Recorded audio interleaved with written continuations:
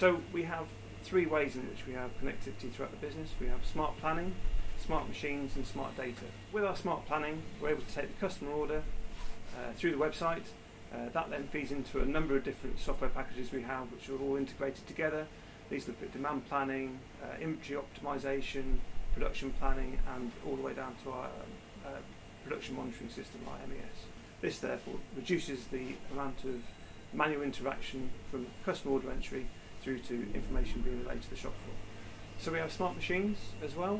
With the smart machines, we're able to hook them up to the cloud, which enables us to down draw all of the setting sheet parameters to the machines to speed up setup times, so a SMED initiative.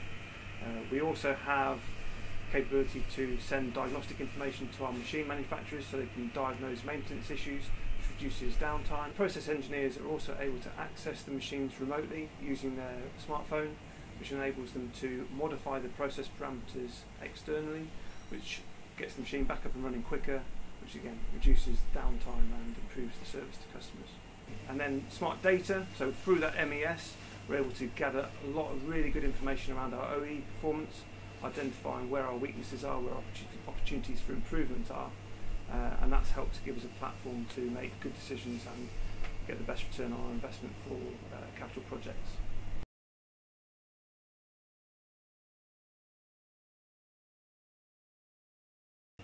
It's had a huge impact and it's core to everything we do. We use the smart data that comes out of the MES system to drive some of our improvement initiatives. So over the last 15 years it's helped with our machine replacement programs, it's helped with our tooling development programs, so much so that when I first started at the company we had 300 machines making 1.5 million mouldings a day. Today we have 120 machines making 3.7 million mouldings a day, so it's made a huge difference to our efficiency levels. From a materials handling point of view, we've got 70% of our machines are now directly fed from silos. We've also implemented simple robotics such as sprue pickers so that we can pick the sprues from the machines, drop them into a grinder and do inline reprocessing. That's enabled us to reduce our material waste going off site by about 75%, and we've been able to pass those cost savings on to our customers and also reduce the amount of manual handling of waste for an operator on the shop floor.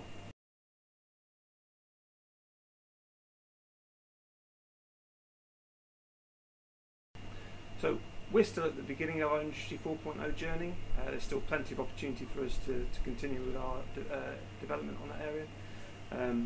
From a quality point of view, there's additional controls we can put in with regard to our inputs to the process.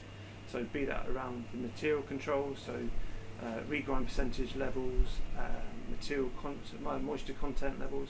This can all be controlled through the data. The chilled water system that helps cool the machines and the tools, that can all be controlled through Industry 4.0, so we can actually control the temperature levels and monitor the levels and the flow rates going down the tools.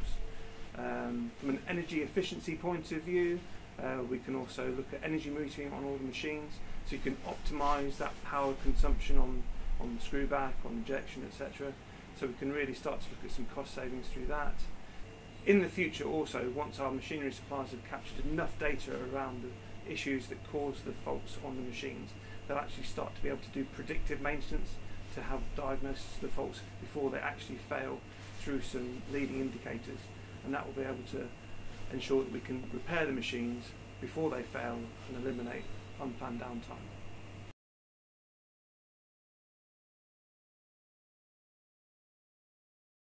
So it has to be sponsored from the very top, always keeping customers in mind.